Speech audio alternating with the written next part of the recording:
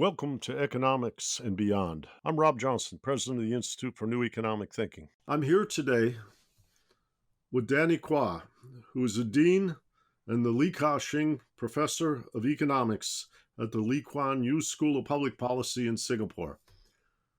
Danny is also a commissioner on the Commission on Global Economic Transformation that is sponsored by the Institute for New Economic Thinking. Danny, I've known going back as far as INET goes, when he was at the London School of Economics and we explored working together. He sees things from many dimensions and he integrates them well. And I'm very happy to welcome you, Danny. Thanks for joining me for a conversation this evening. Thank you for having me. It's my pleasure. So obviously here we are in late April of 2020, and this pandemic, if you will, has torn the mask off of our societies and revealed shortcomings. It's revealed dimensions of challenge that were not on the table of conversation or debate or in working papers or research program. And I think it will profoundly change the way we see things. What are you seeing around the world? What is being unmasked in your mind? Who's doing things well in response? What more would you like to see? I agree, Rob, that this is a situation that will profoundly change the way the world operates going forwards. On our commission on global economic transformation, we have always been concerned about, in effect, trying to get the world to come to greater cooperation, either on economics, on climate change, on a range of collaboration issues. There are many situations that you and I and the Commission have encountered where we think this is a zero sum game, or the actors think it's a zero sum game, or it's inadvertently become a zero sum game, and collaboration is then tricky. But this situation, the COVID 19 pandemic, is one where you would think collaboration and cooperation ought to be relatively straightforward. The enemy is not some other nation. The enemy is an invisible coronavirus. Doesn't care about nationality, doesn't care about geography, it doesn't care about income class, doesn't care about the status of wealth. Here, one would think our global economic transformation work ought to be more straightforward. But it's not been. And part of it is that we've come into this situation on the heels, right in the flow of an already in progress US China conflict. It is a geopolitical confrontation that has spillovers into economics, into trade, into culture, education, a whole set of other issues. So, end of it, we've entered the COVID 19 pandemic with a world that mistrusts each other and has profound disbelief about one another. And this is the worst possible state to be in. The science on COVID 19 has actually been, in my reading, relatively clear. As early as January, Chinese scientists were telling the world that there was pandemic potential here. High mortality was to be expected, death counts would be increasing rapidly. Many nations did not respond quickly. Singapore, as it turned out, did because of our history of experience with SARS. Singapore very quickly set up quarantine facilities. We started contact tracing. We did extensive testing. We rolled out social distancing. We did our best and we were able to keep things in check for a while. China locked down, but many nations did not, or if they tried to, they did not do so very well. India announced a lockdown that was supposed to come into effect 4 hours after the announcement, leading to hundreds of millions of people in total panic and disarray. Around the world, even after the news of this human transmission, many nations did not take immediate action. The outcome now is a global pandemic where, in some parts of the world, deaths have been kept in check, but in other parts of the world, the number of deaths, the number of confirmed cases have gone through the roof and show no signs of flattening. So we're in a very difficult situation. The world needs to come together, but it needs to come together, unfortunately, out of a background of mistrust and disbelief. There are many lessons we should be learning from each other. And unfortunately, it seems to me that a lot of political leadership has not been able to overcome the situation of mistrust to fully take on the lessons. We need to do this.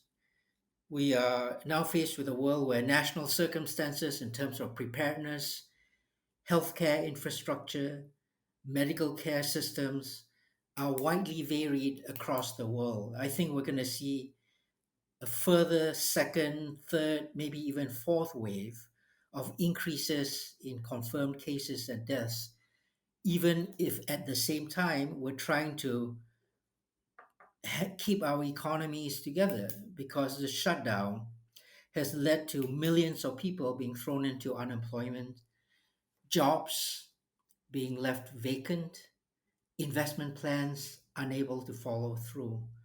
So we're not in a very happy situation at this point, Rob. And our commission is one that is, I think, well placed to begin to bring together the different strands of thinking so we can take the next step to heal the global systems that we've got. Well, I think you raise a lot of interesting questions that we'll explore.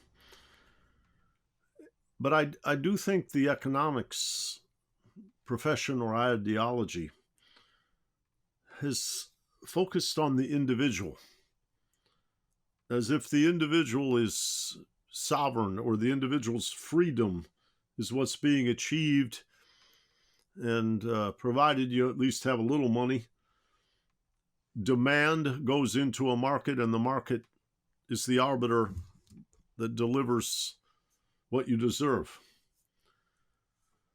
But we're also in a kind of place, unlike what you said in your wonderful article in the Straits Times of April 23rd.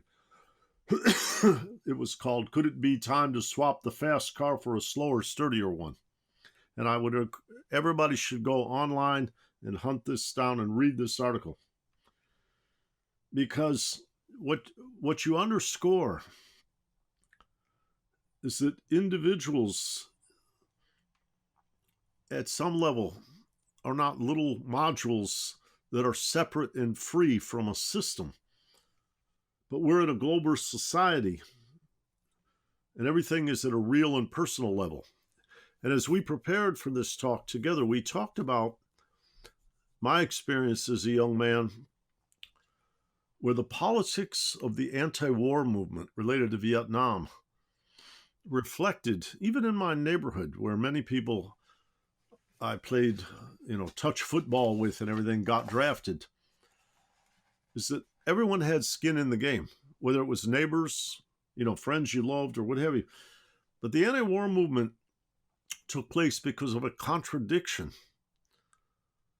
When America was leading the world, had done a beautiful job or whatever at the end of World War II and what have you, there was this contradiction between, why is my son or best friend or boyfriend or whoever going to war when no one can explain to me why we're there? And so when I read your writings about individuals in a global society are being engaged at a real and personal level, this is a much more powerful and different politics. But because of the prevalence of externalities, meaning how you and I affect each other, how we're all in the same boat together. This is a really powerful time for the transformation of the vision of what happens to society. And I haven't read a better exploration of that than the article that you did in the Straits Times. I think you're right on the button. But why don't Thank you you very just much for that. Thank you. You're very kind. The couple of points that I wanted to draw out as well from what you've said. Um, I think that your emphasis on how the economics discipline has approached the problem of individual action, your emphasis is exactly the right one. Economics, of course, also tells us about externalities. And I think that it's always been a bit of a schizophrenia in our profession. You know, are you one of those economists who works on externalities? Or are you one of those economists who doesn't think externalities really matter?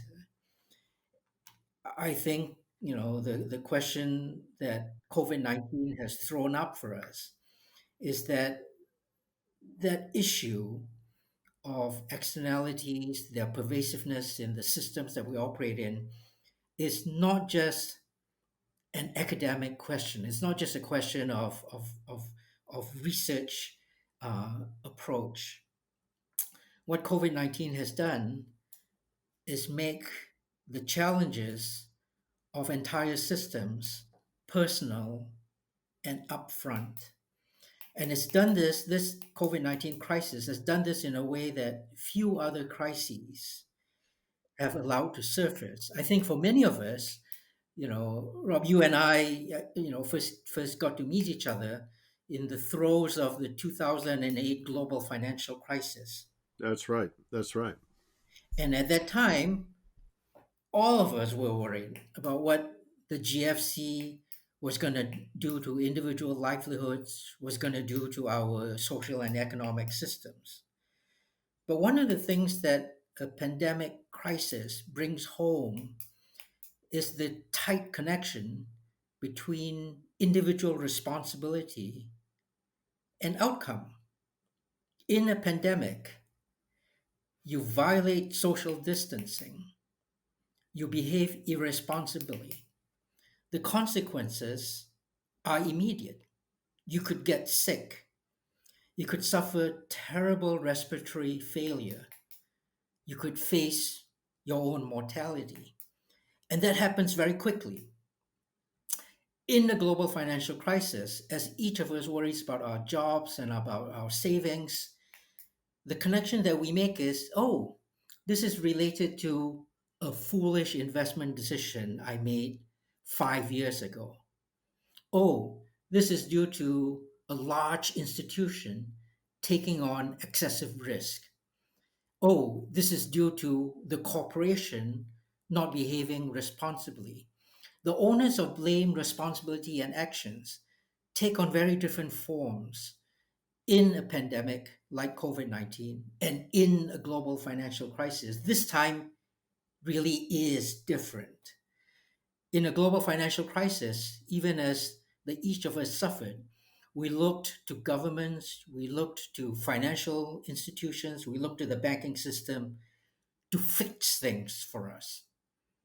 And very unfortunately, often the incentive to fix those things were not properly aligned with the circumstances that individuals within society found themselves in. So, a decade after, many large financial institutions have not really reformed the way that we all thought they should. But a COVID-19 pandemic makes the distance between our actions and the outcomes very minimal. And we are all incentivized to want to change things. The fault is not just an economic one that looks at that overly focuses on individuals and the distance between how social outcomes emerge. A political system, a political way of thinking that emphasizes individual rights to and over exclusion of social responsibility also has to take some of the heavy lifting in the outcome that we have seen here. So we're in a very, I think we're in a period where a great transformation can occur in the way we think about the relation between individual responsibility, individual actions, social outcomes. An epidemic is the very archetype of what spillovers and externalities are. There's no longer a question of whether spillovers are real. It's actually happening in the way millions of people around us have been confirmed cases on COVID 19 infection, transmission, the way hundreds of thousands of people are dying around us. Spillovers, externalities are very real. It makes this crisis very different from a financial crisis, and it ought to put a sense of urgency in all society, in all individuals, taking a new look at public health systems, at medical systems, at healthcare, to see whether the systems that we've got are really fit for purpose, will really take care of all of society going forwards. This is a profound change from how we thought about how financial systems ought to be repaired in previous global crises. Well, you use a wonderful metaphor, at least for a guy that grew up in Detroit, in your piece in the Straits Times, where you talk about the difference between the equivalent of like a Ferrari, a race car, and a little bit slower, more resilient car. I'll call it a Land Rover or a Jeep. And using that analogy, we're seeing right now that the finely tuned, delicate, kind of high strung and fragile car like the Ferrari is not all that we need, and that the resilience of the system, the clunkier Land Rover that doesn't require smooth pavement but can bump around through the hills and off road, plays an important role. Tell me a little bit about that perspective in your mind. Okay, you've described it really well. The An analogy that I try to use to communicate how we can think about economic systems around the world. There are those that are honed to perfection. There are those systems where every single piece is gleaming, it is fine tuned to perform at maximal efficiency, and all the parts hang together to deliver the fastest time possible going around the track. In such a system, it is natural for the owners of the car to pay great attention to the whiz bang, most modern pieces of the system, because that is what pulls the car forwards. It what drives the engine ever faster to break new speed records. The older parts of that car, the old school, greasier pieces, are things that typically will see less care because they are mundane, they are everyday, they are ordinary. It's not what makes for the best performance in a fast car. Contrast that with a different kind of economy where things are robust. In this other kind of economy, they look across to the first kind, the fast cars, and they see that if there's a tiny bump on the speed track, the shutters that go through that car will drive it to failure. If any imperfection shows up, then that fast car will no longer be able to cross the finish line because it is geared to cross the finish line quickly. It is not geared to take into account bumps along the way. The makers of the second car say, well, we don't want that kind of a system. What we want is a car, a sturdy one, that always crosses the finish line and brings every part of the car along with it. In this alternative system, yes, care, proper due care is paid to those parts that drive the engine forwards. But due care is also given to the greasy bits of the car because the makers of the second car realize that the strength of the system comes out of how strong the weakest link turns out to be. It is that weakest link that we need to be sturdy that will bring all of society, the entire vehicle, across the finish line. So if we allow ourselves to think about systems that are long run robust, long run resilient, then we no longer think about sweating the small stuff. What we want is a system that's resilient for the long term, that's sustainable, that will bring us past the finish line. In the real world, what does that mean? That means that we take care of the weak and vulnerable in our society. Those are the everyday bits of our sturdy car that we need to be strong because it is those parts that will eventually bring us, all of us, across the finish line.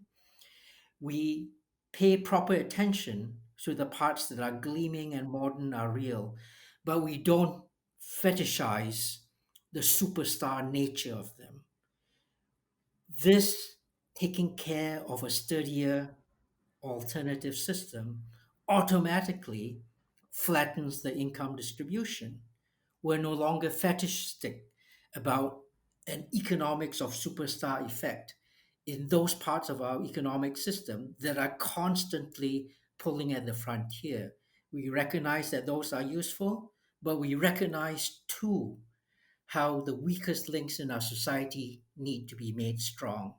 That's the metaphor that I try to use to think about how different societies are responding in differing modes of resilience to this COVID 19 attack, this big bump in the speed track as we go around trying to bring our cars to the finish line. In your article, you also talk about how, which you might say, the market vision, which emphasizes efficiency, just in time delivery, and what have you, is a how would I say it, kind of a pure vision, whereas in the healthcare and health security systems, which are rife with the problems that people like Joe Stiglitz and others have talked about of adverse selections, asymmetric information, uh, those systems do not inherently reach to a social optimum. They cope with the kind of imperfections that you articulated in your article. And I guess we could extrapolate from the health system. Maybe some of those imperfections are more rife, more plentiful in the economy, and that this kind of extreme optimization, I think was the phrase you use, Yes, is not really where it's at when you're trying to take care of a whole society. That the superstar system of huge economies of scale and efficiencies, but working on razor thin margins, is not what takes care of a society entirely. And to be like economists, which is what this podcast is about, it's very awkward when you need what I'll call contingency insurance to expect private sector entities to be the providers of that insurance when that's more of a public good than a private good in terms of how incentives are structured. absolutely. Let me, what you've described in terms of maximal efficiency. is something that, let me put my cards on the table, is something that I subscribe to. I subscribe to it in the same way that continue to subscribe to the best of globalization. I subscribe to them in an ideal sense, because optimally efficient systems, globalization, those are ideas, those are constructs, architectures that seek to make humanity better off. They are things that try to make everything that's the best that humanity has been able to create available to everyone in human society at the lowest cost possible. There can be nothing objectionable in that. But the way in which human society in reality tries to implement this, we need to take into account, exactly as you say, Rob, the kinds of imperfections that Joe Stiglitz and other writers have been concerned about. Externalities are rife in the world. Adverse selection is a huge problem in healthcare. Imperfect information more generally. Healthcare provision, medical systems, all public goods, all global public goods that we can think of, are systems, are commodities that bear huge increasing returns. Setup costs are significant. Time to delivery is large. Every individual ends up gaining more than they have to put in. Externalities, public goods, the world is filled with these. And if all of that seems abstract, we can drill down to something very specific, something that everyone is thinking about right now with COVID 19: vaccine development. Why is it that in the 21st century, with science and technology developed the way that we've gotten it, vaccines against the world's most infectious diseases are hard to come by? When we try to unpack that, we realize there's a high setup cost, research development costs are extensive, the time to development is large because human tests take up to 18 months. While all of this is going on, any private company involved in vaccine discovery and production is facing a drumbeat of dissatisfaction from its shareholders. Its board of directors is pressuring management and scientists: where are the returns on my investment? And then, if a vaccine did come about and were applied to the world, there is every chance that the global pandemic vanishes very suddenly. The vanishing of the pandemic means market returns dry up, no further profits. This extensive development, which might have cost scores of billions of dollars, have paid a very low rate of return. The economics of externalities, of increasing returns, explain to us why vaccine development is so difficult, why vaccine development is concentrated in just a few very large companies who do not find it profitable to, in the normal course of events, continue extensive vaccine development for these black swan type outcomes. So, this is a situation of extreme market failure. The globalization efficiency scenario that I drew at the beginning, making everything that humanity has been able to create available to everyone at the least cost, that is a vision that we need to continue to try and uphold. But in the reality, its implementation faces all kinds of bumps. And in the reality, the need for an oversight body, whether we think about that as a national government or an international organization, something like a beefed up World Health Organization, the role for those in economics is very clear. But what we have not been able to do is design mechanisms that implement these optimal outcomes. We will not be able to do that if we continue to be beholden to just a simple minded version of how markets operate. Well, and I think the that notion that which I might call the state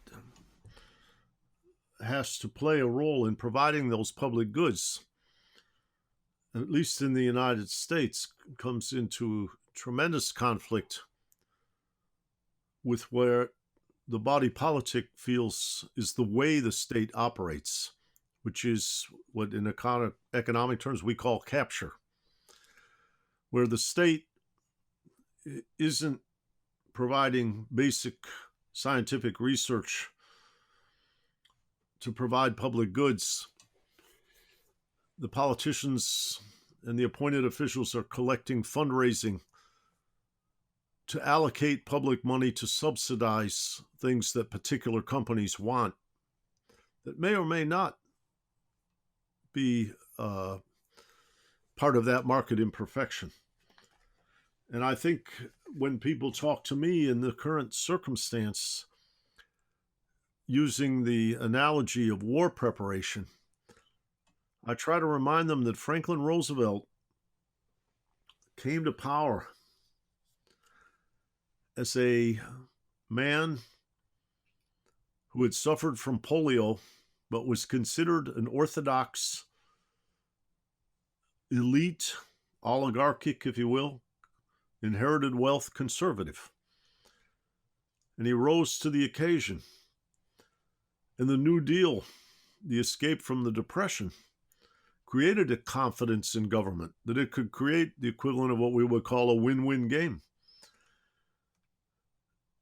That's the antithesis of what's happened in the United States, whereas Joe Stiglitz, our co-chairman of the Global Commission, said, we did a bailout and the polluters got paid.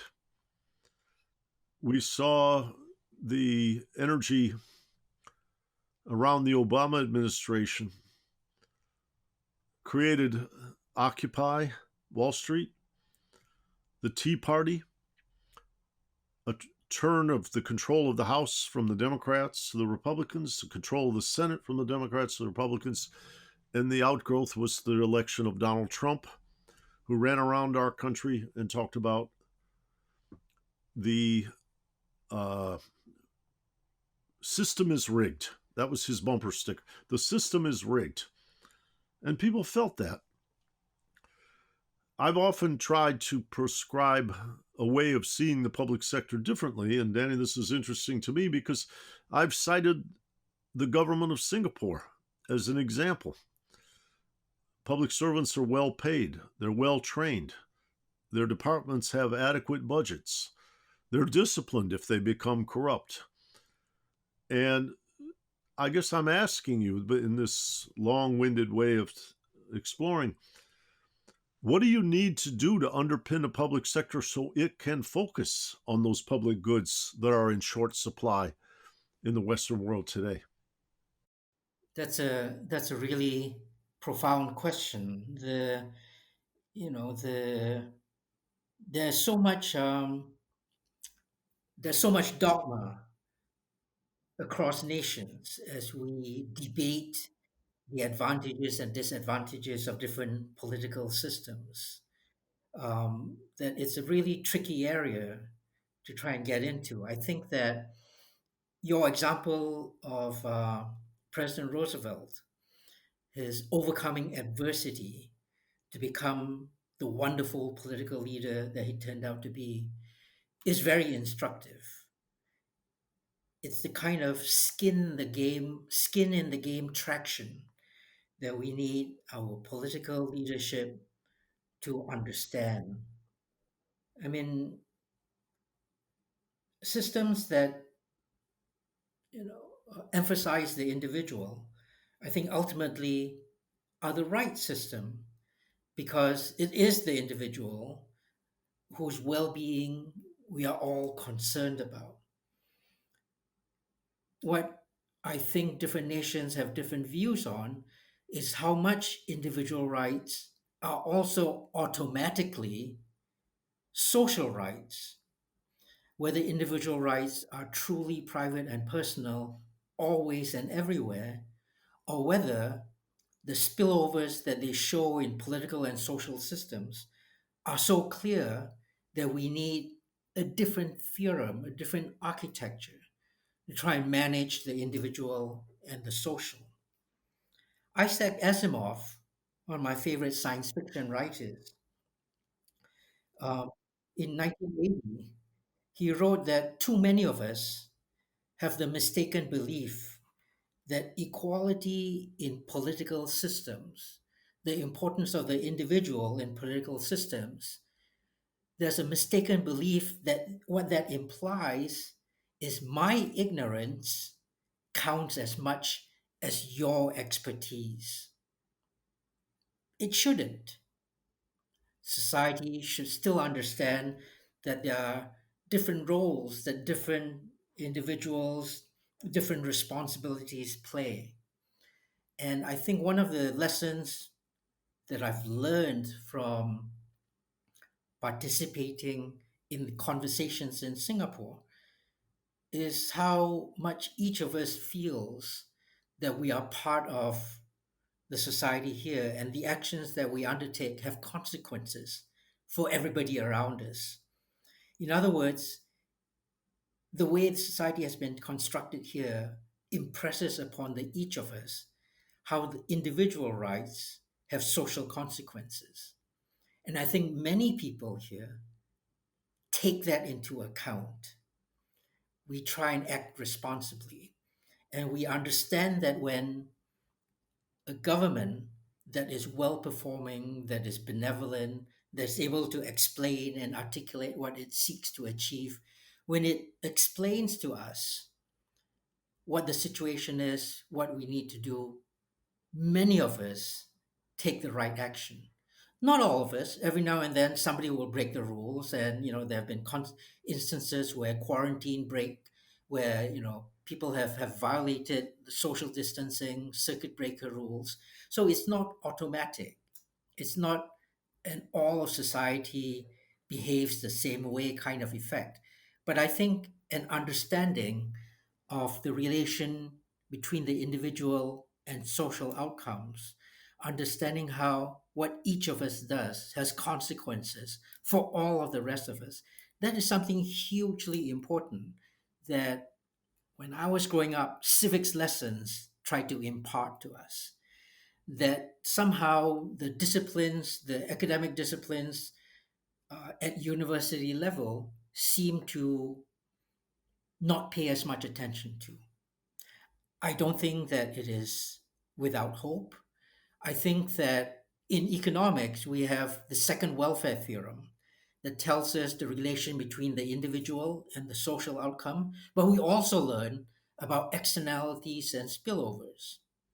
It seems to me that many other social science disciplines get a flavor of the second welfare theorem that individual actions that are optimal lead to social outcomes that are efficient, but then they never seem to quite learn the other things that in economics we learn about externalities and social spillovers. All the things that Joe Stiglitz and others have written so much about, economists know many other social science disciplines need to fully absorb as well. It's interesting you say that when you look at sophisticated researchers. You mentioned Joe Stiglitz, your own work, and others.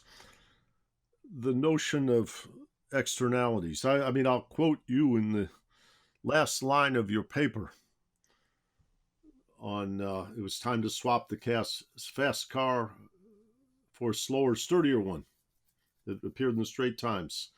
COVID-19 has shown our economic world is rife with externalities, where we ourselves rise by lifting others around us. The question, I guess, that when I read that, I thought, do our textbooks reflect the notion of rife with externalities. Usually in chapter 37, in some little place in a major textbook, they talk about externalities like it's an anomaly you have to cover to span the logical spectrum of things that could happen rather than something that's on center stage. Well, this pandemic maybe changes that emphasis, but so does climate change. And the public good of climate change, something that is, which you might call troubling for national governments, because you can do your best and you can still end up in a dreadful place if others don't as well. How do we see what the pandemic's awakening apply provides as insight to the challenge of climate change? That's a really important question. I think that there are short run consequences and long run implications. Short run consequences will look like our attention, global attention, as will be diverted away from the other global challenges that confront us, among them, the most pressing global climate change, if only in a very mechanical way. When our attention, our resources are devoted to fighting the COVID 19 pandemic. Social distancing alone has, has prevented the kind of constant civil action that's needed to impress upon people, society, governments, the actions that are required for preserving our environment, for continuing to combat global climate change. Uh, Native peoples around the world for whom frontline first order concerns on the environment uh, was how they operated for the last few years. They see those concerns displaced by social distancing rules, circuit breaker regulations, attention paid to COVID-19 pandemic. So in the short term, it will seem like the world has taken its eye off the ball in terms of these other large global challenges that we face. But my hope, Rob, and I think yours as well, is that longer term, this wake up call that COVID 19 has impressed upon all of global society, I hope all of our political leaders as well, is that you cannot wait until it is too late. You need to take action ahead of time on these global challenges that are not specific to individual nations, that only the entire world, by coming together, will be able to treat. So, my hope is that longer term, after we've gotten past COVID 19, we will realize that the world faces a sequence of these kinds of critical global challenges. We cannot wait for those challenges to grow to an extent where it becomes too late to repair them. We need to work on those as soon as we can. So, longer term, I am hopeful that the world will come around and take the right approach to these ongoing set of global challenges. I I think actually since I've used the word hopeful, um, we see around us now in the world many different incidents and events that are extremely worrying. We see national governments and political leadership ignoring the lessons from science, ignoring warnings that medical doctors, the World Health Organization, have brought to us. We see that months after the first 50 confirmed cases of COVID 19, some nations have still not taken appropriate mitigation, circuit breaking, social distancing steps. we're looking with horror at the possibility of a second, third, fourth wave of peaks in the epidemic curve. We see frontline health workers being attacked by elements of different societies around the world. We see elements of different societies denying the good work that scientists, frontline medical people have been putting in to take care of the well-being of societies by ignoring social distancing rules, by telling each other that COVID-19 is a hoax. All of this is very disconcerting. But the optimism that I continue to carry for fellow citizens, for the people I see around me, is how at the same time we have all come together to support frontline workers as best we can, to support the weak and vulnerable in society, even as you know it is that segment of society that's carrying forwards the rise in confirmed cases. I think that what humanity has been able to find in these isolated incidents, and I believe this is the majority of how humans are behaving, is that we are learning that by caring for each other, we make ourselves individually better as well. We keep all of us safe by taking care of the weak in society. And I think that's an abiding lesson that humanity will have to carry forwards. In in the context, what I will call the historic context of learning to care for each other and support each other, you described at the outset a very, very powerful rift, I'll call it, between the United States and China. I remember my friend Orville Schell's book, Wealth and Power, where he talked about the Chinese society, which was humiliated at the time of the Opium War by the British government and by the Japanese invasion in the 30s, and that there's a very strong sense of what you might call national identity and regaining the stature which we once called the Middle Kingdom. On the other side, you have the United States with a Cartesian Enlightenment framework of thinking from the West that's been the leader. And now we look at the United States and China, two philosophical systems, one rising perhaps in a wounded way, seeking redemption, the other not wanting to cede control with a certain pridefulness, desire to be emulated. We place all of these policy issues in this tension, in this cauldron of the historic circumstance of these two countries. And things have not, how would I say, that collaborative spirit has not been evident, or has not been, it's been deteriorating rather than strengthening.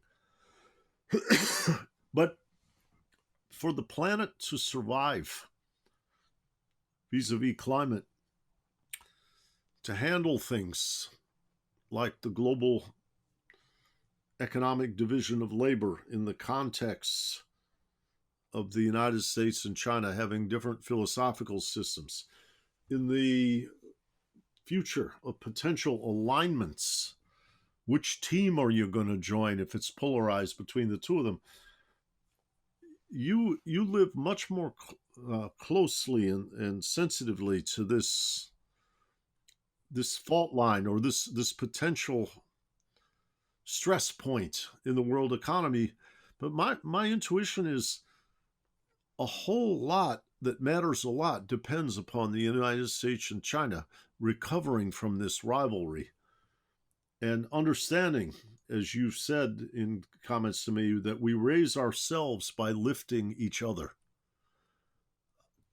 Give me some help here. How do you see, how can we evolve the U.S.-China relationship into a constructive direction?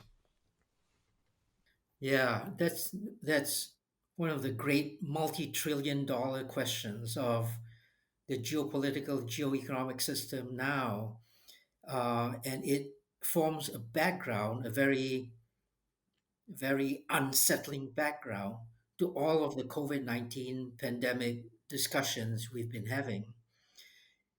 Time was, I mean, I'm of a generation, I went to the United States for my university education and for my postgraduate education and for my first job. The United States was the nation all of the rest of the world looked up to. Its soft power was unchallenged. And what was better than it all, there was no reason to challenge that soft power. The whole world was happy that the United States was the unrivaled leader of the entire world. There's sometimes a narrative that says America is the leader of the free world, but for those parts of the world that America might not have considered free, they actually didn't care because America was the leader of the world in every single dimension, in science and technology, university education, in useful knowledge, in management systems, in cultural iconography, in movies. Everything that the United States did, it could do no wrong. And when we look at the world today, I think many of us say, what a terrible waste. That we should move from a world with a benevolent leadership that the United States showed to one where it is about almost petty squabbling in the midst of a crisis that threatens all of us. In 2010, the US security establishment rewrote what it viewed American foreign policy should focus on. It said that America should move away from an overriding concern about international terrorism to instead geostrategic rivalry. And in one fell swoop, it removed the idea. In doing that, the security establishment removed the idea that America should be the leader of the world, taking the global economy to ever better livelihoods for everyone, to making the world essentially a zero sum game, one where it is paramount important who is number one and who is number two, rather than holding on to a narrative of how the America is number one because we do good things in the world. And the rest of you, if we ever held an election, would vote us number one. So we move from that kind of a world where leadership was both supplied by the United States and in high demand by the rest of the world to one of zero sum petty rivalry. Against that background, COVID 19 emerged, and so the space for international cooperation and international collaboration was a narrow one. All the rest of the world felt that the way the US China conversation was going, at some point, we were going to be forced to choose between two different camps. And for the rest of the world, we considered it such a terrible waste because we didn't want to choose. We felt that both nations, both great nations, had wonderful things to contribute to the well being of global society. So, if that were ever needed to be made concrete, the competition or the squabbling over 5G technology. America did not have a 5G alternative to offer the rest of the world. China, through Huawei, already did, but America was going to make damn sure nobody was going to be allowed to choose Huawei's 5G technology. So that was the background that we entered the COVID 19 pandemic against. It is not the best of situations for the world to try and combat something that is attacking everybody simultaneously. And we have not been able to set aside these narrow differences. You know, when America says it no longer feels that the global system that we had previously benefited it, how wrong is America? The entire rest of the world felt that America was the acknowledged, unrivaled leader. We paid it the respect and the tribute befitting someone who was a benevolent leader. But the MAGA approach to running foreign policy has not allowed the rest of the world to continue that narrative. For the rest of the world, we feel that our American friends that we want to continue to be friends with is tells us that the American political leadership does not want us to be forced to choose, but we feel we are being forced to choose. And we feel that we're being forced to choose now against a background. We look out in the world now and we see parts of the world paying attention to science and technology, combating COVID 19 with the best ideas about keeping epidemics in check. And we look at a different part of the world that's talking about Clorox and the possibility that UV light be injected somehow into the human body would be a possible antidote to COVID 19. And that is not the kind of choice we want the world to be making. So I look at the many thoughts that you paint in this portrait of this conversation in your recent writings, and I'm impressed by how much, how would I say, um, I don't want to say it's for an economist, but how much you're seeing the interactiveness between nations, countries, people within each society. And yet, as economists, we were kind of taught to ignore that. We were taught to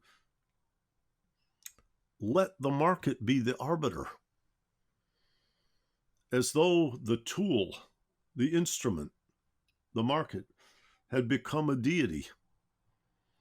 It had become somehow what you might call benevolent and fair.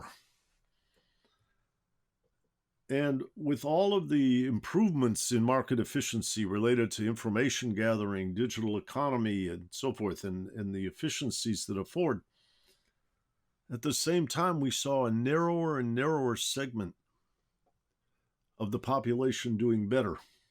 You referred in your article to the superstars.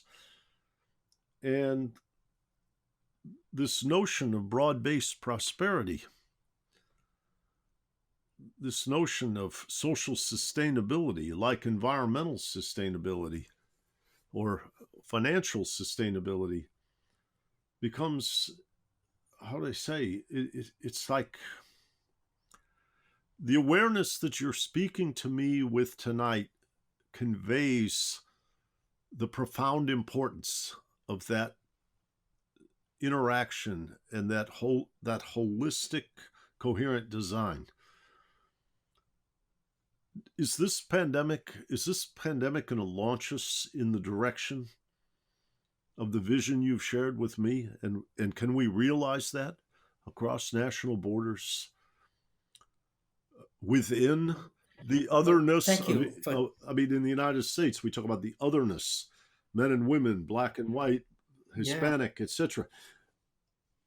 Can we make a whole together as what everybody has just called a human being?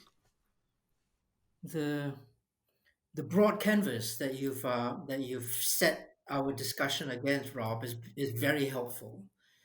I think that the way in which um, individual scholars, individual writers can help carry the conversation forwards. You know, the personally, I take my cue from First, the neoclassical understanding of markets and the good that markets can do. And I put that together with the lessons, the discoveries from writers like Joe Stiglitz and Mike Spence on how imperfections and realities that we see in societies around us should make us rethink the mechanisms that we learn from idealized systems. And it is that constant back and forth, driven forwards, I have to say, by intellectual activists like yourself, that I think help us create a better story, a better narrative about the world.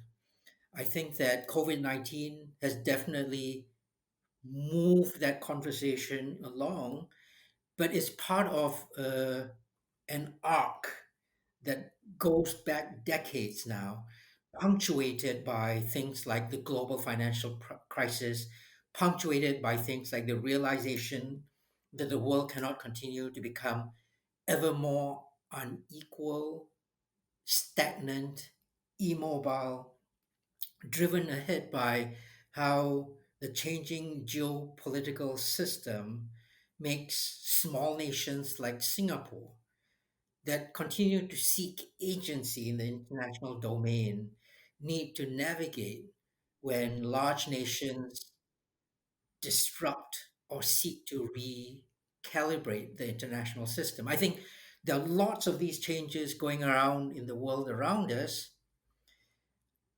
I think all of us need to do is to be sensitive and aware of how these changes impinge on individual livelihoods, individual well-being.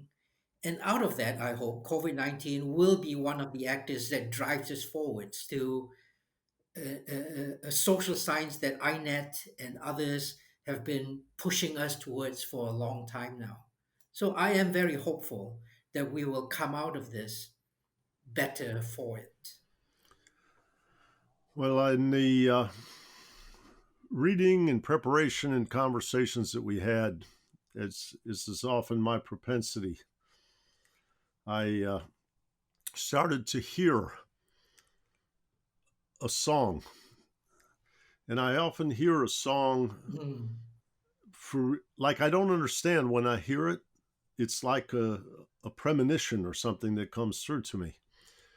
And what I kept hearing was the fourth chorus of the song One by U2. And the lyrics Yes. of that are one love, one blood, one life. You've got to do what you should.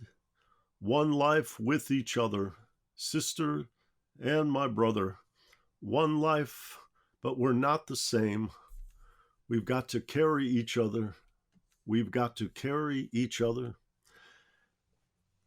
That, Danny, you're talking about being sisters and brothers, being one love and one blood. You're talking about carrying each other. That doesn't sound like the economists that I've known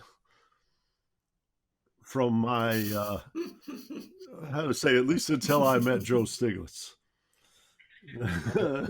So I've really enjoyed our conversation I, tonight. I think you're opening doors. I think you're seeing things as vividly and clearly. And what I love is because you are so rigorously trained,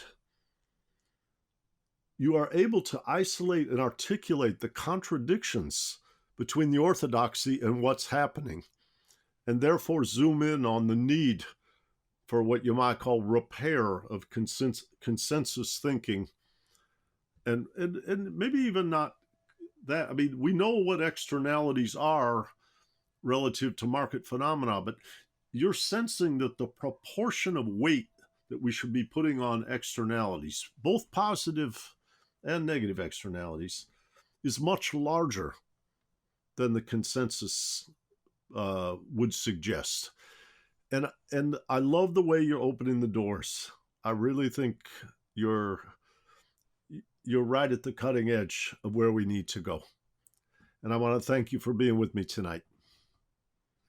Thank you, Rob. I can hear, incidentally, as you were reciting those lyrics, I could hear the stylings of Bono and the guitar riffs of The Edge playing what you were Yes, saying.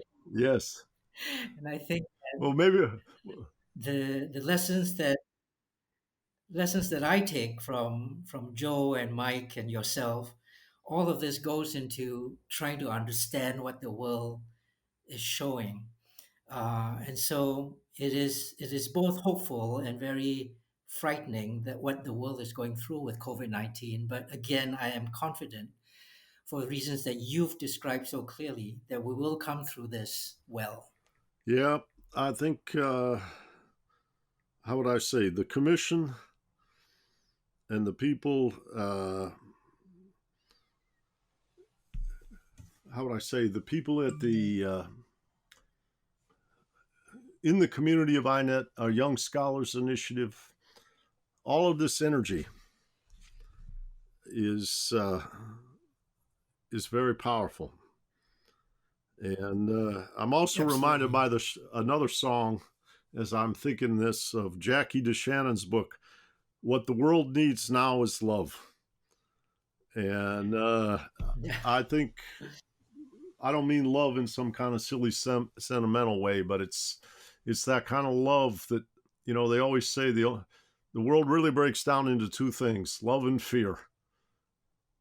And when there's plenty of fear around Yes. us right now, and we all have to dig deep, and we have to find that love, and and as you say, as Bono sings, carry each other. But Yes. anyway, Absolutely. thank you for being here, Danny. I'm sure we'll come back together. We'll explore in other chapters a little bit over the horizon as after the pandemic has unfolded, and hopefully, how I say, allows us to move on to how I say, other challenges. But thank you again for being here tonight. Absolutely. I look forward to those future conversations and My thank you pleasure. very much. Good night. And check out more from the Institute for New Economic Thinking at ineteconomics.org.